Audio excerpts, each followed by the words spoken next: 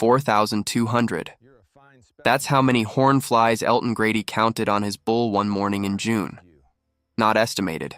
Counted.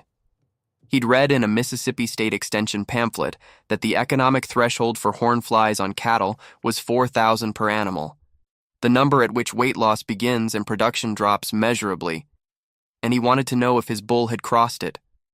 So he took a photograph, printed it on his home printer, and sat at his kitchen table with a magnifying glass and a pencil, marking each fly he could identify on the bull's back, shoulders, and sides.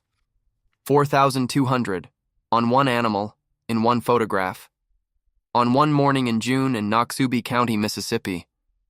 The bull's name was Canton, 8-year-old Brangus, dark red, almost mahogany, the best sire in Elton's 60-cow operation on 300 acres of bottomland pasture along the Noxubee River.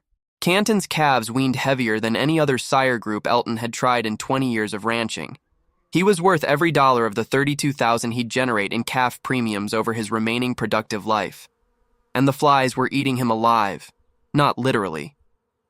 Horn flies don't consume enough blood individually to kill a bull, but 4,000 of them, each one biting 20 to 30 times per day, adds up to over 100,000 bites in 24 hours.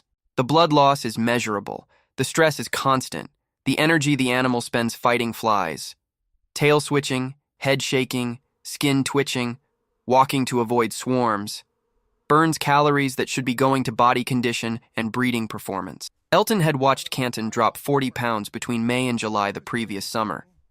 40 pounds off a bull that needed every ounce of condition to cover 60 cows in the Mississippi heat. His conception rate had slipped from 88% to 71%.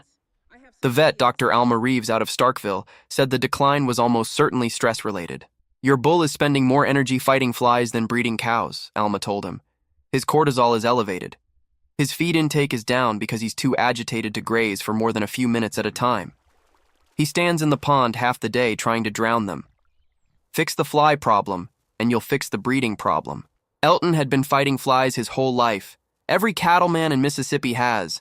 The humid subtropical climate, hot summers, mild winters, standing water everywhere, creates perfect breeding conditions for horn flies, face flies, stable flies, and heel flies. The fly season starts in April and doesn't end until November. 7 months of warfare that the flies win every year. Elton had tried everything the conventional playbook offered. Pour on insecticides, permethrin-based, applied every 3 weeks from April through October. Cost? About $12 per head per application. For 60 cows and 2 bulls, that was over $5,000 per season. It worked for about 10 days. Then the fly population rebounded because the pour-on killed the adults, but did nothing about the larvae breeding in every fresh manure pile across 300 acres. Insecticidal ear tags, 2 per animal, pyrethroid-based. Released a low dose of insecticide continuously for 4 to 5 months. Cost? About $4 per tag. Effective the first year, less effective the second. By the third year, Elton's fly population had developed resistance to the pyrethroid compound. The tags were still releasing chemical. The flies were still landing. Fly sprays. Manual application with a backpack sprayer. Effective for approximately 6 hours, which in a Mississippi summer meant Elton would need to spray every animal twice a day for 7 months. He had a ranch to run, not a spa. By the 4th summer, Elton was spending over $6,000 a year on fly control and losing the war worse than when he started. The flies had developed resistance to 2 of his 3 chemical classes. His vet told him that rotating to a 3rd class would buy him maybe 2 years before resistance developed again. "You're on a treadmill," Alma said. "Every chemical you throw at them, their genetics catch up within 3 generations, and horn flies produce a new generation every 10 to 14 days. You can't outrun their evolution with a pour-on bottle. So what do I do?" Alma had been waiting for him to ask. She'd been working with the Extension Service at Mississippi State on integrated pest management for cattle operations, a systems approach that combined biological, mechanical, and cultural controls instead of relying on chemicals alone. She gave Elton a name, Dr. Russell Fant, entomologist at the Mississippi State Extension Service in Starkville. Russell had been studying hornfly management on Gulf Coast cattle operations for 15 years and had developed a multi-layered approach that some ranchers in the region were calling the Fant Protocol, though Russell himself refused to call it that because he said protocols sound like something from a hospital and his work involved manure. Elton called Russell on a Wednesday. Russell drove to Noxubee County on Friday, walked the property, looked at the pastures, looked at the cattle, looked at the manure. The manure was the first conversation. "You see those flies on your bull?" Russell said, pointing at Canton, who was standing in the shade with his skin twitching constantly. "Every single one of them was born in a manure pile on this property. Hornflies don't travel. They breed in fresh cattle manure within minutes of it hitting the ground. The larvae develop in the pat, pupate in the soil beneath it, and emerge as adults in 10 to 14 days. Your pasture is a fly factory, and you're paying $6,000 a year to kill adults while the factory runs 24 hours a day." Elton looked at the pasture. Manure piles dotted every acre, some fresh, some days old, each one a nursery producing the next generation of the enemy he'd been fighting for 4 years. "How do I shut down the factory?" Russell smiled. That was the question he'd been hoping to hear. Layer 1. Dung beetles. Russell opened a cooler in the back of his truck and showed Elton a container of dark, shiny insects about the size of a thumbnail. These are Onthophagus taurus, tunneling dung beetles. They bury cattle manure within 24 to 48 hours of it being deposited. They dig tunnels beneath the pat, pull the manure underground, and lay their eggs in it. The process buries the fly larvae before they can develop. A healthy dung beetle population can reduce hornfly emergence from manure piles by 70 to 80%. Elton stared at the beetles. "You want me to fight flies?" "With bugs. I want you to fight flies with the bugs that were here before the flies became a problem. Dung beetles are native to this ecosystem. They were managing manure decomposition for thousands of years before cattle arrived. But modern deworming chemicals, specifically ivermectin, kill dung beetles along with the parasites they're targeting. You've been deworming your cattle with ivermectin for years." Elton nodded. "Every spring and fall. Every time you deworm, you kill the beetles in your pasture. The manure sits on the surface for weeks instead of being buried in days. And every day it sits there, it's producing flies. You've been funding both sides of this war." Elton felt something shift in his understanding of his own operation. 20 years of deworming, 20 years of killing the one thing that would have controlled flies naturally. Russell helped Elton switch to a dewormer that didn't harm dung beetles, a fenbendazole-based product instead of ivermectin. Then they seeded the pasture with beetle colonies at strategic points near water sources and shade areas where cattle congregated and manure was densest. Within 6 weeks, Elton noticed the manure piles were disappearing faster. Pats that used to sit on the surface for 2 weeks were being broken apart and buried within 2 to 3 days. The beetles were working. Layer 2. Walk-through fly trap. Russell helped Elton build a structure at the entrance to his water lot, the shaded area near the pond where cattle walked twice daily to drink. The trap was simple. 2 panels of heavy canvas strips hung from a frame, spaced so that cattle had to push through them to reach the water. The strips brushed against the animal's back, sides, and belly as it walked through, physically knocking flies off.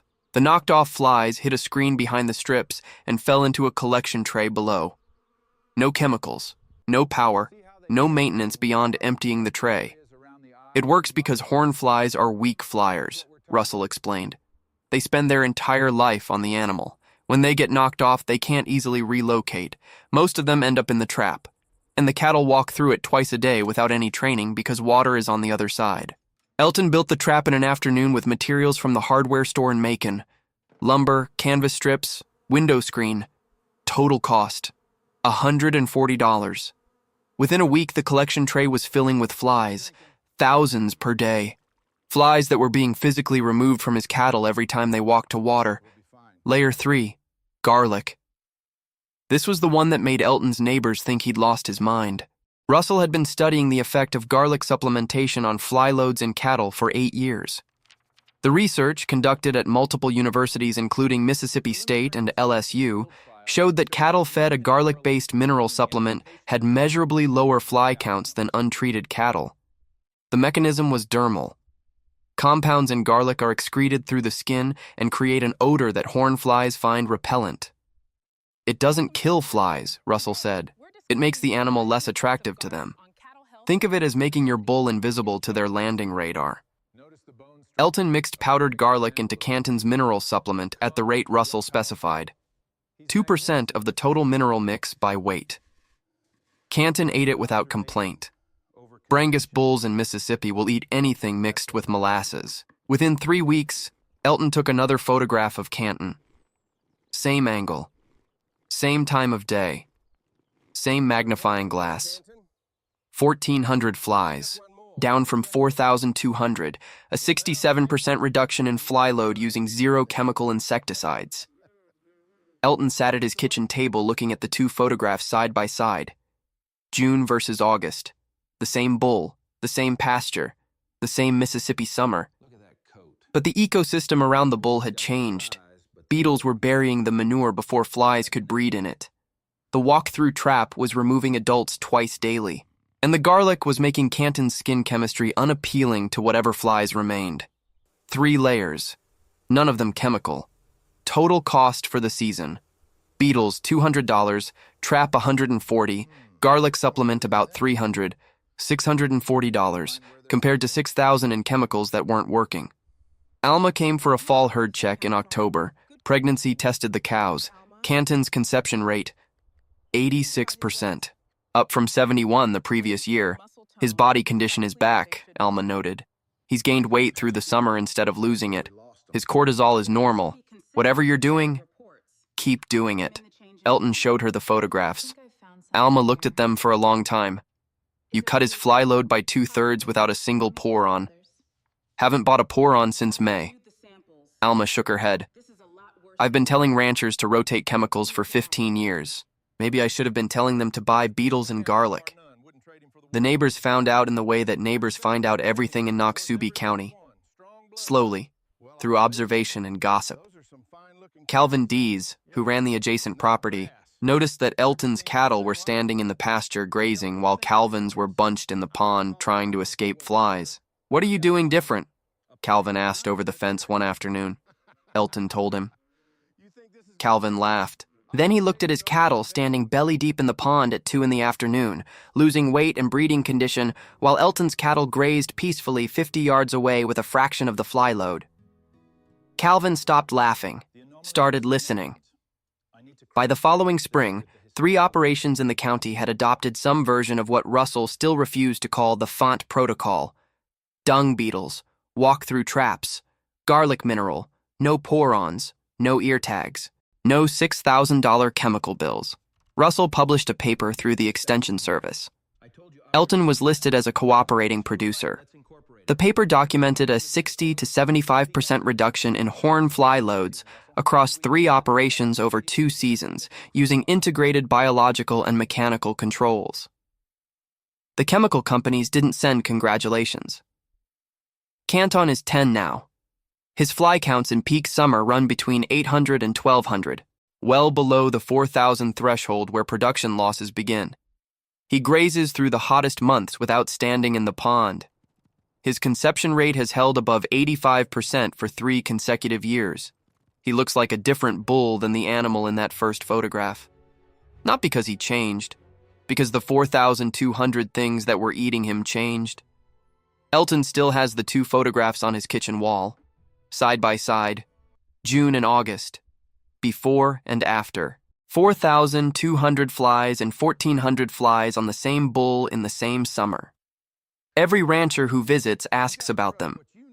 Elton tells the story the same way every time. I spent $6,000 a year losing a war. Then, I spent $640 and let the beetles and the garlic and a canvas trap fight it for me. The flies didn't disappear. They just stopped winning. He pauses. The trick isn't killing flies. The trick is making your pasture a place where flies can't breed, and your bull a place where flies don't want to land. You can't outspend them. You can't out-chemical them, but you can outthink them. And all it costs is a bag of garlic, a bucket of beetles, and the willingness to look stupid in front of your neighbors for about 6 weeks.